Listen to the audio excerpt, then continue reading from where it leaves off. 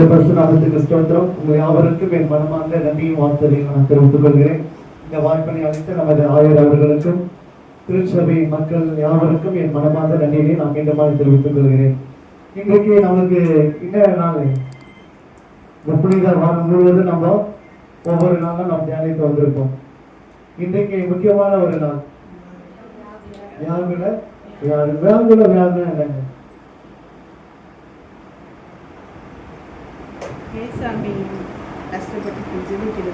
அவர் வியாகுலப்படுகிறார், மனதில் வேதனைப்படுகிறார். இந்த பாத்திரம் என்னை விட்டு விலகினால் நலமா இருக்கும் அப்படின்னு சொல்லிட்டு அவர் வியாகுலப்பட்டு இந்த வியாழக்கிழமை என்ன பண்ணாரு? சீர்களை கூட்டு போயிட்டு ஜபம் பண்ணிட்டு அப்புறம் என்ன பண்றாரு? விருந்து கொடுக்க போறாரு. அவங்க கால்கள் எல்லாம் கழுவி என்ன பண்றாரு? விருந்து கொடுக்க போறாரு. அதுதான் நீங்க நம்ம தியானிக்க போறோம். அதுக்கு முன்பாக ஒரு பாடலை பாடி நாம் செய்திகளாக நாம் கடந்து செல்வோம். அன்பு கூறி இன்னும் அதிகமாய் ஆராதிப்பே இன்னும் ஆர்வமாய் அன்பு கூறி இன்னும் அதிகமாய் ஆராதிப்பே இன்னும் ஆர்வமாய் உம்மை போல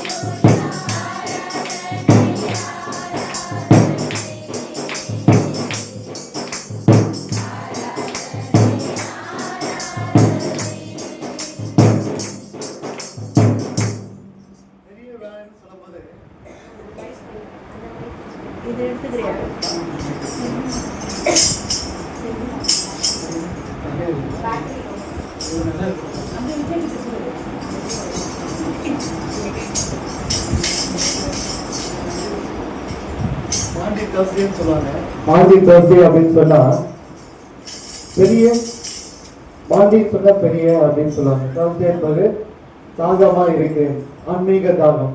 ஆண்டவர் என்ன பண்றாரு, இன்னைக்கு ஆன்மீக தாகத்தோடு இருக்கிறார். அப்ப அந்த பெரியவர் திருவிருந்துல ஒருவா நம்ம தன்மைகளை நம்ம என்ன பண்றோம், இன்னைக்கு நம்ம தியானிக்க போறோம். திருவிருந்து சொன்னாலே ஒரு புனிதமானது. அந்த திருவிருந்து எப்படியா நம்ம வழிநடத்துறோம், திருவிருந்து அப்படின்னா என்ன அப்படின்றத இன்னைக்கு நம்ம பார்க்க போறோம். அது மட்டும் இல்ல,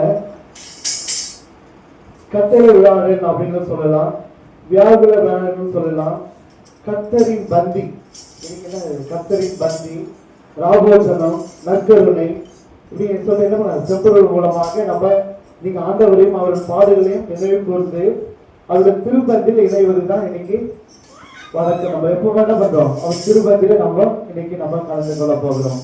அது ராபோசனம் அப்படின்னு சொன்னா நற்கருணை. இந்த ராபோசனம் சொல்லி எங்கெல்லாம் சொல்லுவாங்க பாத்தீங்கன்னா, கிராம சைட்லாம் ராபோசனம் இன்னைக்கு அப்படின்னு சொல்லுவாங்க.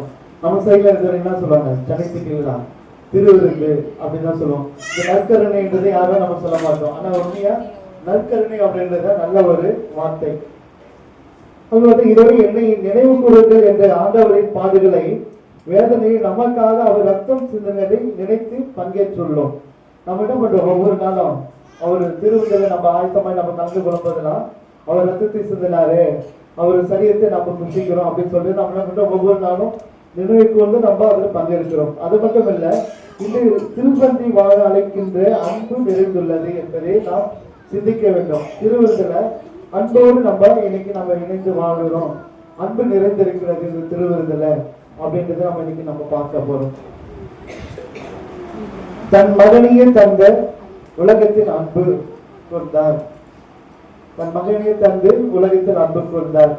நம்முடைய மகனை நம்ம யாருன்னா விட்டு கொடுப்போமா? ஆண்டவருக்கு நம்ம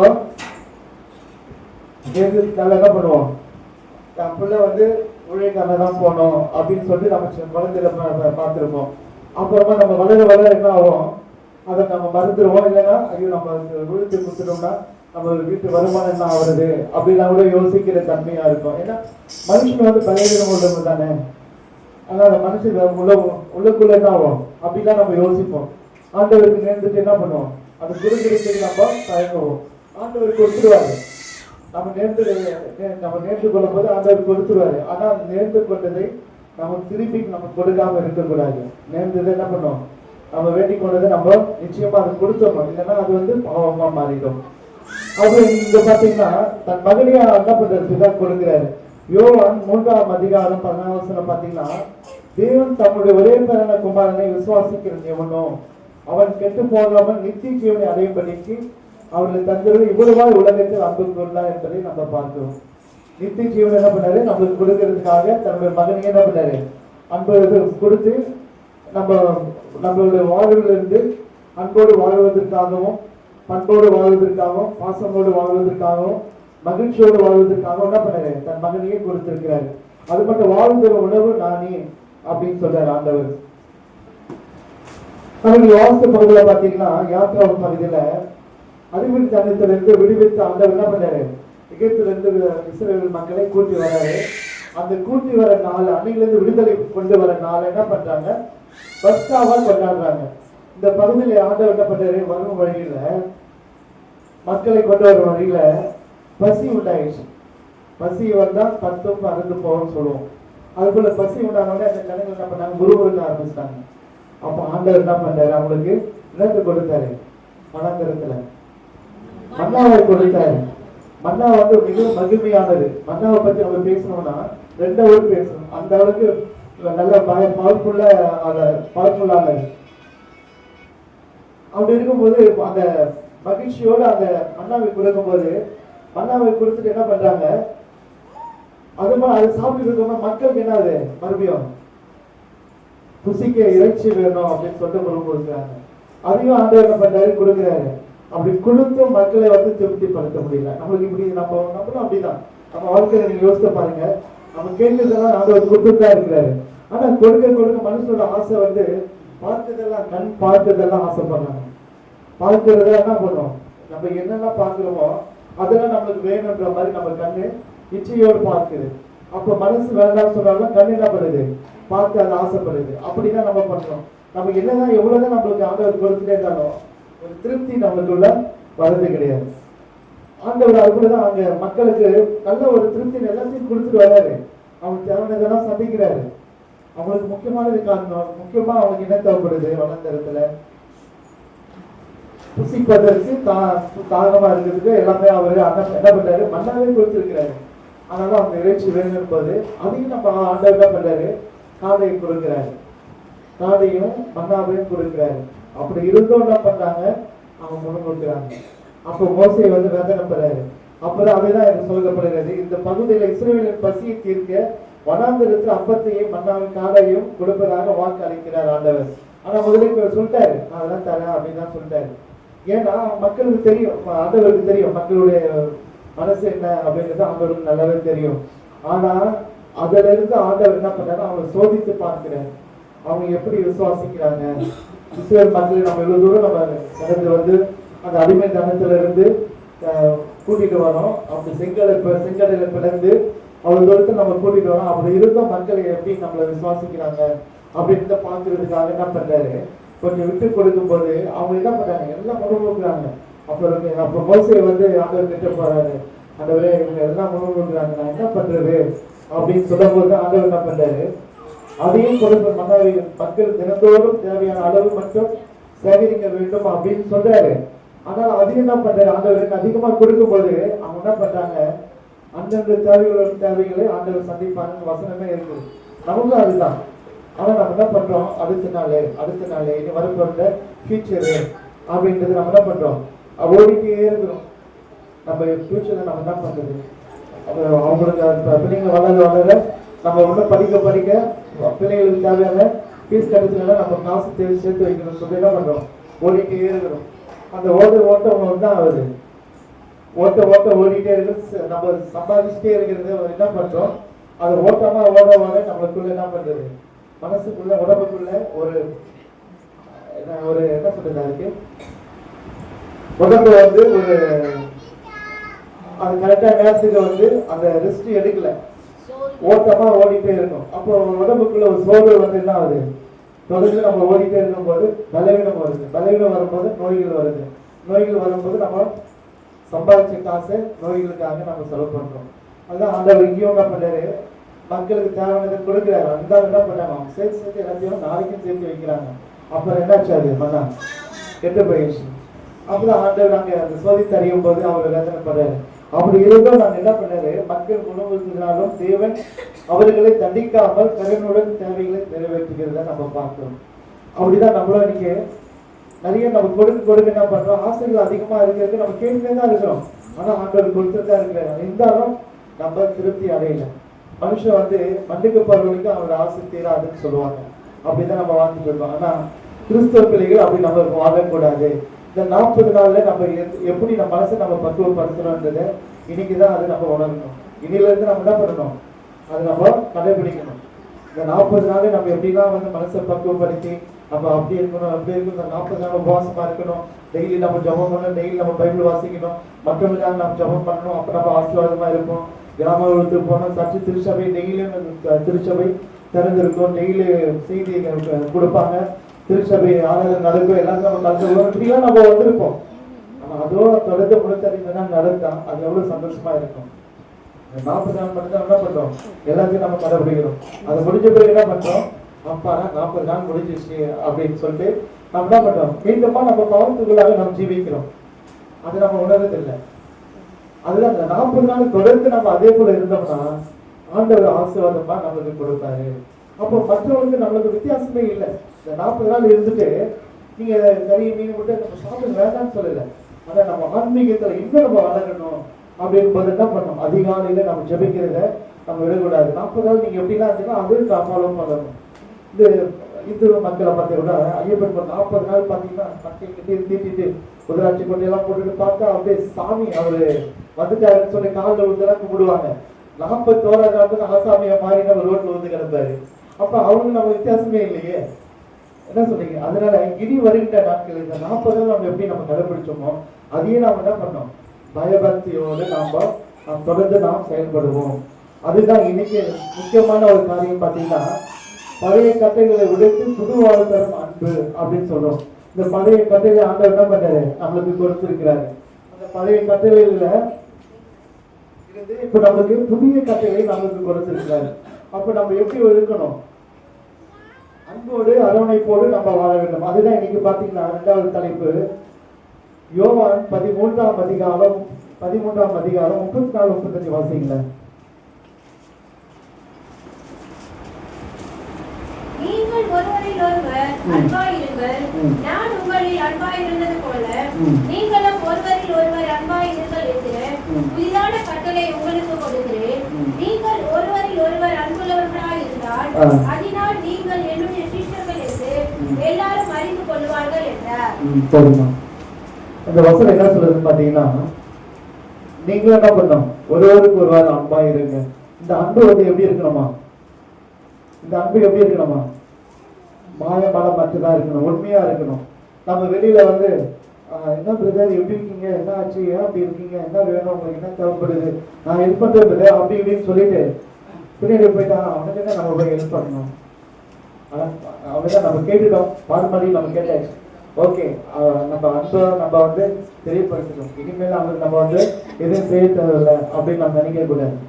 நம்ம சொன்னபடி நம்ம வாக்கு வந்து மோசமானது, வாயில் வர வார்த்தைகள் மோசமானது, சொன்னதை நிறைவேற்றே தீரணும். அது தீரல அப்படின்னு சொன்னா அவ்வளவுதான் போச்சு. சீக்கிரம் நீங்க ஹாஸ்பிட்டல் போகிறது கூட பாதி அவங்க போயிடும்.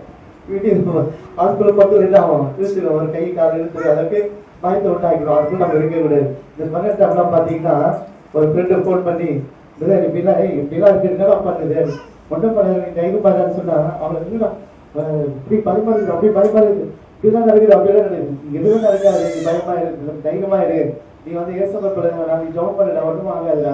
எல்லாருக்கும் பயன்றது எல்லாருக்கும் இருக்குதாடா, செய்யும், நம்ம மாம்சம் தாண்டா, இருந்தாலும் தைரியத்தை கூட ஆண்டவர்னு சொல்லி தைரியமா இருக்கா அப்படின்னு சொன்னோம்.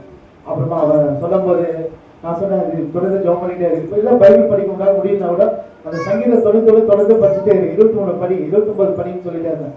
அது தொடர்ந்து படிச்சோன்னா அதுலேருந்து விடுதலை ஆன பிறகு கொஞ்சம் பிறகு வீட்டுக்கு வந்துட்டு அப்பா நான் தப்பிச்சேன், நான் என் குடும்பம் தப்பிச்சுக்கிறேன் சொன்ன மாதிரி நான் பயத்தோடு தொண்ணூத்தோட ஃபுல் மனப்படம் ஆயிடுச்சுடா, 29 மனப்படம் ஆயிடுச்சுடா, 21 மனப்படம் ஆயிடுச்சுடா. இனிமேல் தொடர்ந்து பைபிள் படிப்பேன். அந்த பைபிள் வசனம் படிக்கும் போது தான் உடந்து நான் படிக்கும் போது தான் அதோட அர்த்தம் என்னது எனக்கு புரிஞ்சுது, எப்படி படிக்கணுன்றதே எனக்கு புரிஞ்சுது. இந்த கொரோனா வந்து எனக்கு எப்படி பாடம் கற்று வந்தது. அதனால நான் இனி வருகிற நாட்களில் நான் முழு மனதோடு நான் வந்து நேசித்து ஆண்டவரை நேசித்து நான் மற்றவங்க நான் உண்மையா இருந்து நான் தொடர்ந்து நான் பைபிளை படிச்சு நாங்கள் உணர்ந்து நான் படிப்பேன் அப்படின்னு சொன்னேன். இன்னைக்கு அவன் ஊழியக்காரனா இருக்கிறான். என்னை விட வல்லமை ஆண்டவர் எடுத்து பயன்படுத்துறாரு. தொடர்ந்து தெரு பிரசனத்துல போயிட்டு ஒவ்வொரு நாளும் பயங்கர பிஸியா இருக்கிறார். நம்ம போன் பண்ணுறதை விட பான் பண்ணிட்டு நல்லா மெசேஜ் கொடுத்துருக்காரு. அந்த அளவுக்கு தொடர்ந்து நடந்திருக்கு.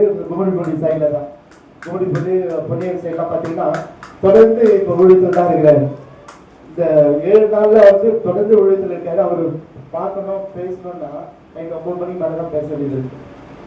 அந்த அளவுக்கு இப்போ ஊழியத்தில் பார்த்து அவ்வளோ வளர்ந்து ஆண்டவர் பயன்படுத்துறேன். உண்மையிலே பார்த்தீங்கன்னா நம்ம வந்து பிறக்கும் போது கிறிஸ்துவர்கள் சொல்றோம்னா வந்து நம்ம என்ன பண்றோம்னா அப்படி நம்ம கிறிஸ்துவ இருந்தா அப்படின்ற ஒரு பெருமிதமா நம்ம இருந்துடும். புதுசா வருவர்கள் பார்க்கும்போது அவர் உண்மையிலே விசுவாசத்தோடு உள்ள வரும்போது அவர்கள் பல மடங்கள் ஆண்டவர் ஆசீர்வதித்து தருகிறார். ஏன்னா அவங்க உண்மையை விசுவாசத்தோட பயத்தோடு வராங்க. நம்ம அந்த பயம்லாம் இன்னைக்கு என்ன பண்றோம்? ஏதோ நம்ம அன்னைக்கு நான் சொன்ன மாதிரி வெள்ளி காசு போல உட்கார்ந்து இருக்கோம். அன்னைக்கு ஒரு கதை சொன்ன மாதிரி அந்த மரத்துல கிளியை உட்காந்த மாதிரி அந்த கிளையில உட்காந்து கிளி மாதிரி நம்ம உட்காந்துட்டு இருக்கோம். யாருன்னா வந்து கரெக்டாதான் நம்ம ஓடுறோம். அது போலதான் நம்ம வாழ்ந்துட்டு இருக்கோம். அது போல நம்ம இல்லாத அளவுக்கு நம்ம இது வருகிற காலத்துல எப்படி இருக்கணும்? உற்சாகத்தோடு பலத்தோடு நம்ம இருக்கணும். அது போல இன்னைக்கு பாத்தீங்கன்னா அன்பு எப்படி இருக்கணுமா? நேசிக்க வேண்டும் என்பது பழைய கட்டளை. ஆனால் இயேசு நேசித்த அளவுக்கு நேசிக்க வேண்டும் என்பது புதிய கட்டளை. ஆண்டவர் நேசித்த அளவுக்கு நம்ம அன்பு காமிக்கணுமா? ஆண்டவர் எப்படி நம்ம நேசிக்கிறாரோ அது போல மற்றவங்க மீது நம்ம அன்பு காட்ட வேண்டுமா? அப்பதான் ஆண்டவரோட நம்ம இருக்கிறது உண்மைதான் அப்படின்றது தெரியும். அதுதான் இப்ப புதிய கட்டளை நமக்கு கொடுத்திருக்கிறார். பழைய கட்டளை முடிச்சு என்ன பண்றாரு? உடைத்து புதிய கட்டளையாக நம்மளுக்கு கொடுத்திருக்கிறார். அப்ப நம்ம எந்த அளவுக்கு நம்ம நேசிக்க வேண்டும்? இயேசு தன்னை தியாகம் செய்து அளவுக்கு நேசித்தார். தனியும் தியாகம் செய்து என்ன பண்ணாரு? நம்மளை நேசித்திருக்கிறார். நம்ம அன்பு இருக்கிறதாங்க என்ன பண்றாரு? சிலையில நாளைக்கு அறிய போகிறார். அது அதே மாதிரி தியாகமான சுயநலமற்ற அன்பாக இருக்க வேண்டும் என்று விரும்புகிறார். சுயநலமற்ற அன்பாக நம்ம இருக்கணும். சுயநலமான நம்ம விடப்பட்டுவிடாது, அன்பை காட்டக்கூடாது. அதுல இந்த கிறிஸ்தவர்களின் அடையாளம் இதுதான். அன்பு காட்டாதான் கிறிஸ்தவர்கள் அப்படிங்கிறது நம்மளுக்கு தெரியும். அன்னை தெரேசாலாம் பாத்தீங்கன்னா அன்பு காட்டும் போது அவர்களுக்குள்ள ஒரு ஆண்டவர் இருக்காருன்றதை நம்ம பார்க்கிறோம். எவ்வளவு அசிங்கம், எவ்வளவு வேதனை, எவ்வளவு கஷ்டங்களும் அனுபவிச்சாங்க, அவமானங்களும் அனுபவிச்சாங்க. அப்போ என்ன பண்ணாங்க, அவங்க பிள்ளைகளை காப்பாற்றுவதற்கு இந்த கையில துப்பினாலும் இந்த கையில நீங்க எனக்கு என் கையில நீங்க இந்த பக்கம் துப்பிட்டீங்க, என் பிள்ளைகளை எல்லாம் தரீங்க அப்படின்றத நம்ம ஏற்கனவே கேட்டிருக்கோம். அப்ப இந்த பக்கம் கை நீட்டும் போது அவங்களுக்கு என்ன ஆகும், மனசு இறங்கிடும். சரி, நம்ம இப்படி தூரம் துப்புனா கூட அவங்க அதை சகிச்சுட்டு என் பிள்ளைங்க என்ன தரீங்கன்னு கேட்கிறாங்களே. அவங்க பிள்ளைங்க கூட இல்லை, எவ்வளவு பெற்ற பிள்ளை அனாத பிள்ளைங்களுக்காக இப்படி பாடுபடுறாங்களே. அவங்க நம்ம நாட்டு தேசத்து ஆளுமே கிடையாது, வெளிநாட்டிலிருந்து வந்த தேசத்தை வந்த அன்னை தெரேசா அவர்கள் நம்மளுடைய இந்திய தேசத்துல பார்க்கும்போது நம்மளுக்காக என்ன பண்ணாங்க, தண்ணியே அர்ப்பணிச்சாங்க. கல்யாணமே பண்ணிக்கலாம். அவங்க அனாதை குழந்தைகளை தத்தெடுத்து, விதவைகளை தத்தெடுத்து, ஆதரவற்றவர்களை தத்தெடுத்து அவங்க ஆசிரம் வச்சு நடத்திட்டு இன்னும் ஆசிரம் நடந்துட்டு இருக்கு. அப்படி இருக்கும் நம்ம எப்படி அன்பு செலுத்தணும், அது போல நம்ம வாழ வேண்டும். அது பார்த்தீங்கன்னா லூக்கா 22ஆம் அதிகாரம் 7-8 வாசிங்க. இன்னைக்கு 2 பஸ்கா பத்தி நம்ம இன்னைக்கு தியானிக்க போறோம். லூக்கா 22:7-8.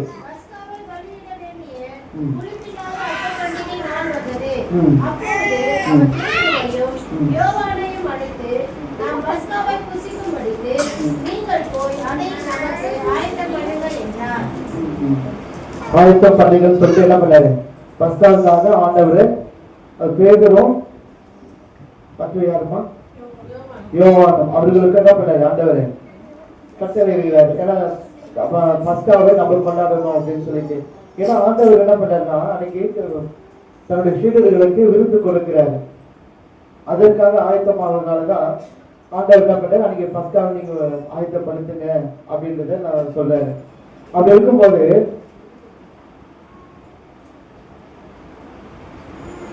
இஸ்ரவேலர்களுக்குள்ள பஸ்காவுக்கும் இயேசு கிறிஸ்துவின் பஸ்காவுக்கும் வித்தியாசம் இருக்கிறது.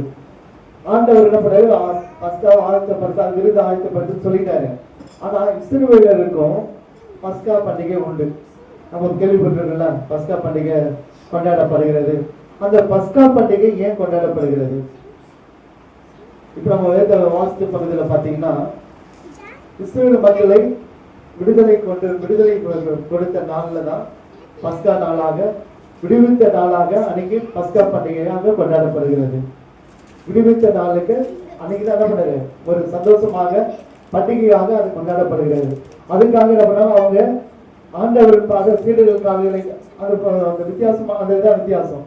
அப்போ அந்த பஸ்கா பண்டிகை கொண்டாடும் போது ஆண்டவருடைய பஸ்கா எப்படின்னு பாத்தீங்கன்னா, ஆண்டவர் பஸ்கா பண்டிகை கொண்டாடுவதற்கு முன்பாக சீடர்கள் கால்களை கழுவினார். பஸ்கா பண்டிகை கொண்டாடுவதற்கு முன்பாக, விருது கொடுப்பதற்கு முன்பாக சீடர்கள் கால்களை என்ன பண்ணாரு, கழுவினார். அப்போ யோவான் 13:4-5 பாத்தீங்கன்னா, அது 13:4-5 வாசிங்களா.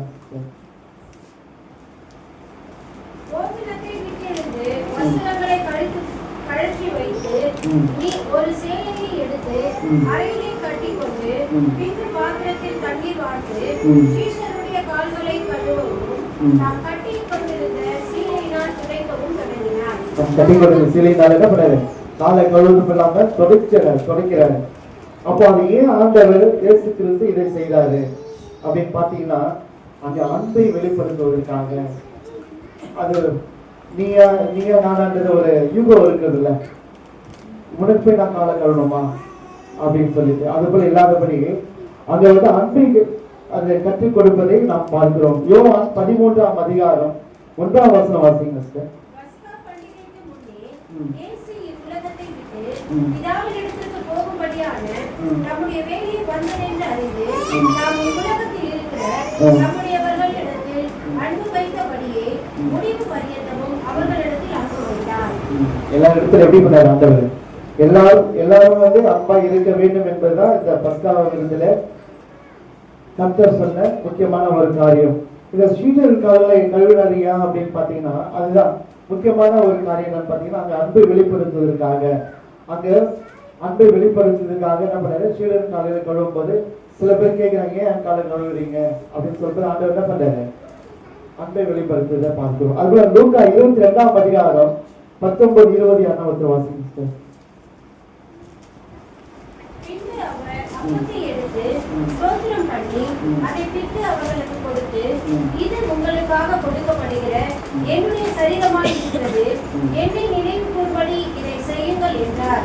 போஜனம் பண்ணின பின்பு அவர் அந்தபடியே பாத்திரத்தையும் எடுத்து, இந்த பாத்திரம் உங்களுக்காக சிந்தப்படுகிற என்னுடைய ரத்தத்தினால் ஆகிய புதிய உடன்படிக்கையாய் இருக்கிறது என்றார்.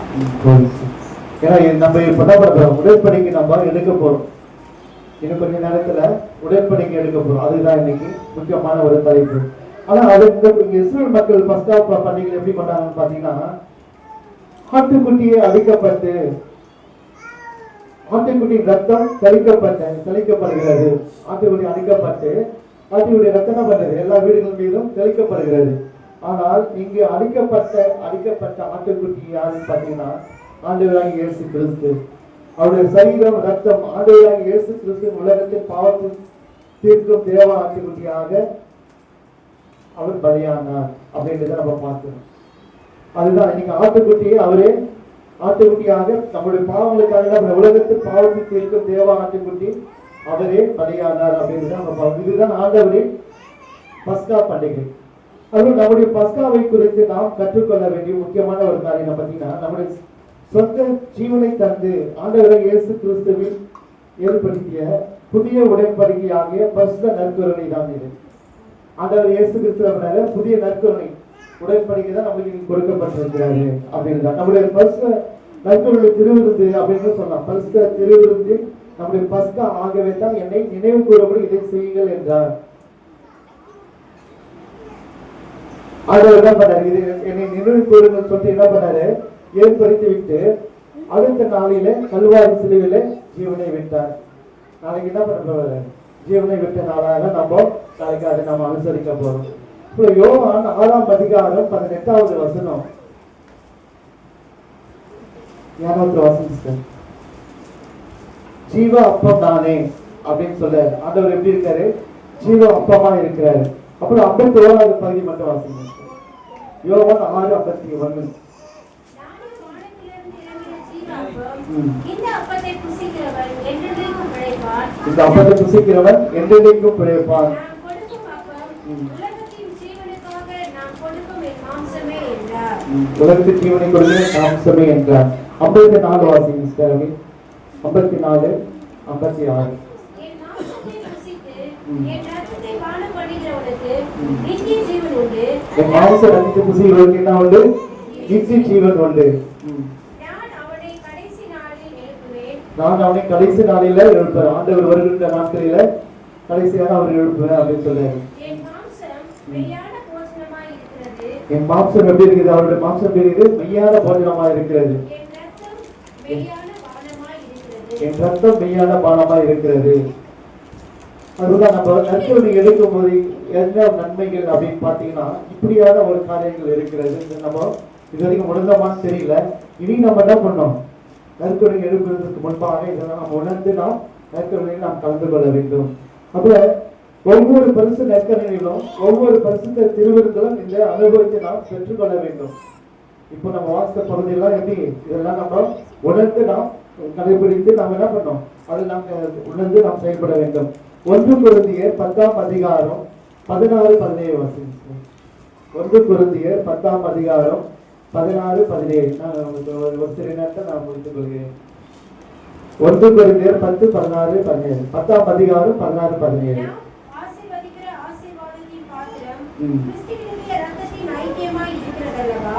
நாம் பிடிக்கிற அப்பம் கிறிஸ்துவினுடைய சரீரத்தின் ஐக்கியமாய் இருக்கிறதல்லவா? அந்த ஒரே அப்பத்தில் நாம் எல்லாரும் பங்கு பெறுகிறபடியால் அநேகரான நாம் ஒரே அப்பமும் ஒரே சரீரமுமாய் இருக்கிறோம். எப்படி இருக்கிறோம், நம்ம ஒரே அப்பமும் ஒரே சரீரமா இருக்கும். அப்ப நம்ம எதிர நம்ம எப்படி பங்கு கொள்ள வேண்டும்? அப்போஸ்தலனாகிய பவுல் சொல்றதை கேளுங்க. அப்படி 1 கொரிந்தியர் 11:27. அப்போஸ்தலனாகிய பவுல் சொல்றாரு, இப்படி இருக்க அவருடைய பாத்திரத்தில் பானம் பண்ணுகிறானோ அவன் கர்த்தருடைய சரீரத்தையும் இரத்தத்தையும் குறித்து குற்றமுள்ளவனாய் இருப்பான். ஏன்னா இப்படியான இல்லாம நீங்க ஆயத்தமே இல்லாதபடி நீங்க நற்கரணை எடுத்தீங்கன்னா எப்படி இருக்கும்? குற்றம் இல்லாதவனா இருப்பான்னு சொல்லிட்டு அப்போஸ்தலனாகிய பவுல் சொல்லுறாரு. அப்புறம் அப்போஸ்தலர் 2:46 பார்த்தீங்கன்னா அது கொஞ்சம் வாசிங்க சார். 2:46.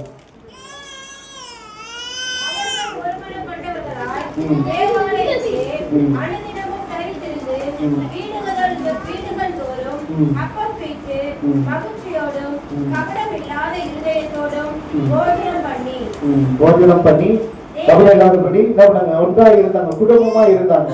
திருச்சபையில இருந்தாங்க. திருச்சபைனா எல்லாரும் சேர்ந்து ஒரு குடும்பம் தான் திருச்சபை.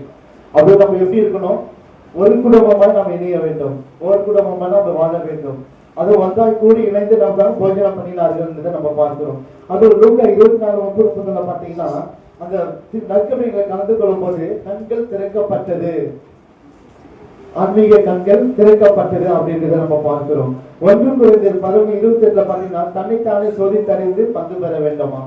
நம்ம என்ன பண்ணோம்? சோதித்தறிய வேண்டும். நம்ம எப்படி இருக்கோம், நம்ம எப்படி நம்ம நடந்து கொள்றோம். அப்படி இருந்தா அதுக்கு முன்னாடி நம்ம பாவ அறிக்கை நம்ம வாசிக்கும் போது பாவ அறிக்கை நம்ம கொடுத்துட்டு என்ன பண்ணோம்? நற்கருணையில் நாம் கலந்து கொள்ள வேண்டும். அதுதான் ஒவ்வொரு காரியங்களும் நாம் செயல்படுத்த வேண்டும். அப்பதான் நம்ம என்ன பண்ணோம்?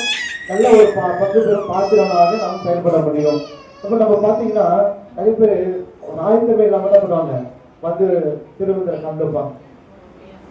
திருவிருந்து சொல்லும் போது ஒரு புனிதமான ஒரு திருவிருந்து என்பது அதில் நீங்க கலந்து கொள்ளும் போது உங்களை ஆத்மா சரீரம் எல்லாமே என்ன பண்ணும்? புதுப்பிக்கப்படும்.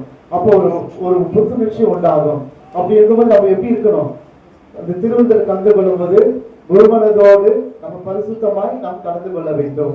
அதான் வாழ்வு தரும் அருளும் அன்பு நிறைந்து நம்மை கொடுப்பதில் உள்ளது என்பதை உணர வேண்டும். நம் வாழ்வு அருளும் அன்பு கிறிஸ்து நம்மை ஈவதில் கொடுப்பதில் உள்ளது என்பதை நாம் உணர வேண்டும்.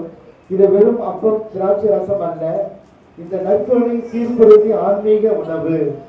இந்த அப்பம் திராட்சை ரசம் சாதாரணமாக கிடையாது, ஏன்னா இது ஆசீர்வதிக்கப்பட்டது. அப்ப எப்படி மாறுதுன்னா இது வெறும் அப்பம் திராட்சை ரசமும் அல்ல, இந்த நற்கருணை சீர்படுத்தி ஆன்மீக உணவு. ஆன்மீக உணவை நாம் உண்ண போகிறோம் அப்படின்பது நம்ம எப்படி இருக்கணும்? அதுக்கேற்ற நம்ம ஆழ்த்தமாக வர வேண்டும். உடலை உறுதியாக்கும் உணவு, பகமையை வேரோடு அழைக்கும் உணவு, நமக்கு வாழ்வளிக்கும் அன்பு அவராலே இருக்கிறார் என்பதை என்று போற்றுவோம். பிறர் வாழ நம்மை கொடுக்க தயாராகவும், பிறர் வாழ நம்மை கொடுக்க நாம் தயாராகவும். எத்தனை பேர் நம்ம அதுக்குள்ள வாழ முடியும்? பிறர் வாழ நம்மை அழைக்க முடியுமா? பிறர் வாழ நம்மை கொடுக்க தயாராகவும் முடியுமா? ஆனால் நம்ம முடியும். அந்த அளவுக்கு நம்ம என்ன பண்ணோம்? ஆண்டவரோடு நம்ம இணைந்தால், அன்பு வைத்திருந்தால் அது நம் நிச்சயமா அதை நம்ம செய்ய முடியும். ஆண்டவர் அதை சொல்ல கடவுள் நம்மோடு இணைந்து அதை செயல்படுத்துவார். கட்டில் நம்மளுக்கு அனைத்து மாசம் தருவதாக நாம் ஜபம் செய்வோம். அன்பு நிறைந்த ஆண்டவரே, நம்மளோடு இணைந்து கத்தாவே நீர் எங்களோடு இருந்து நீ பேசினிருந்து நாங்கள் விசுவாசிக்கிறோம். அப்பா, இந்த நற்கருணைகளை நாங்கள் எப்படியெல்லாம் கலந்து கொள்ள வேண்டும், எப்படியெல்லாம் பங்கு பெற வேண்டும் என்பதை நாங்கள் உணர்ந்தோம். தகப்பனே ஆண்டவரே, இனி வருகின்ற நாட்கள் அப்பா அன்போடும் அரவணைப்போடும் மட்டுமல்ல, நாங்கள் பரிசுத்தமாய் நாங்கள் கலந்து கொண்டு நாங்கள் இந்த நற்கருணையில கலந்து கொள்ள நிற்கிறதாங்க. அப்பா தொடர்ந்து ஆண்டவரே ஒவ்வொருவரையும் நீ ஆசீர்வதித்து வழிநடத்துங்க, பலப்படுத்தி பாதுகாத்துக் கொள்ளுங்க. இயேசு கிறிஸ்துவின் நாமத்தினாலே ஜெபிக்கிறோம் எங்கள் ஜீவனுள்ள நல்ல பிதாவே, ஆமென்.